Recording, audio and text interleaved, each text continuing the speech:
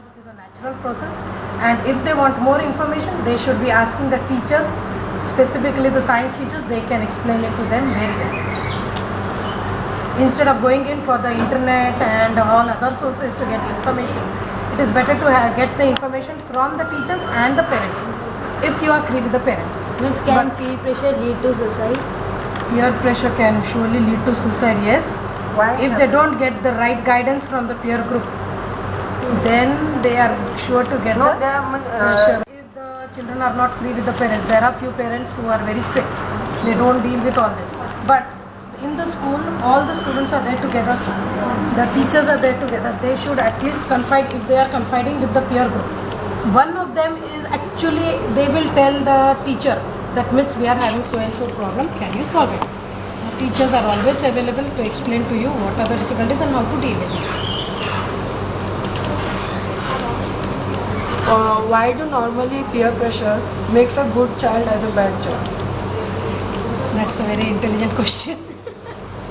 Usually the child who is a very good in all the things, he want to be still better in the peer group also. So if the peer group pressure, if the child says that you have to do this, he cannot deny it because he has to be the best amongst them also. So he tries to go and do that. That is why he becomes bad. But he should have the self-confidence and he should have the to control himself. If he has the controlling power of himself, he can also change the peer group. But usually the peer pressure is more, he is alone, one amongst many. So he has to listen to the others. It's like that. Miss, can peer pressure lead to depression? Yeah, surely. Peer pressure usually leads to depression because the peer group wants them to do something else.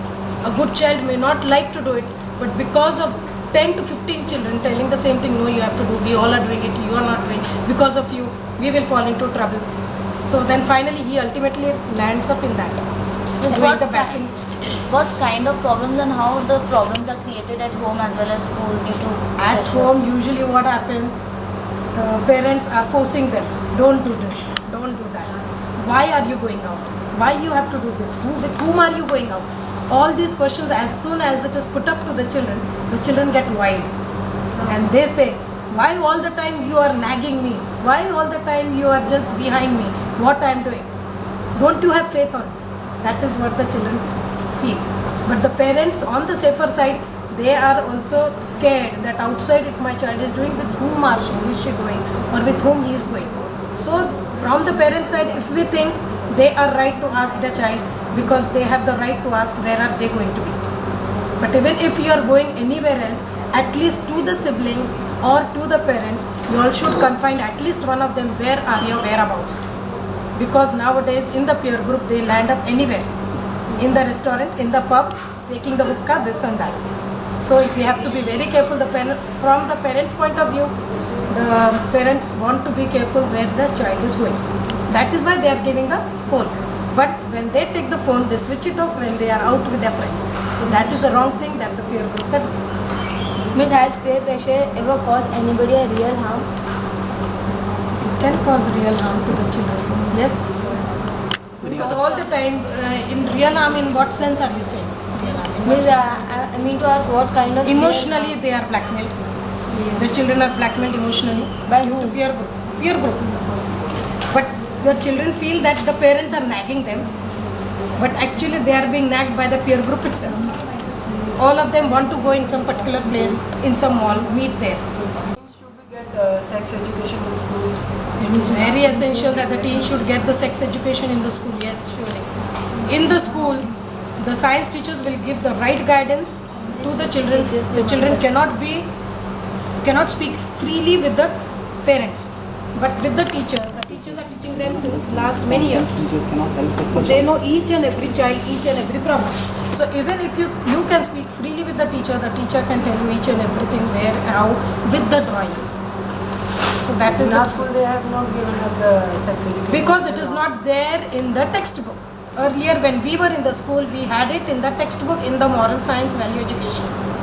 It was given more in the value education, the boys sex moral value education classes used to be different. For the girls it used to be different. The teachers used to be different. The boys, the man used to teach them, teacher, male teacher, and the girls, the female teacher used to teach them. And it was there in the textbook content. Miss, but don't you think they should at least hold a seminar or something in the school so that the The children seminar are should be. The seminar was held for your. No, miss, it was So it no. Then before your the group which went away, Councillor Miss had already taken the seminar for the last 2 years we were doing. For your batch, you did not get the benefit of it because last year we had many other facilities and all the different trainings going on. So, but we had it. Our Councillor Miss had shown with the diagrams and everything.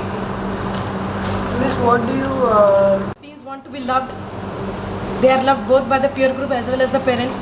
But the parents will give them the right guidance since they have passed through that phase. So they should listen to the elders rather than to the peer group.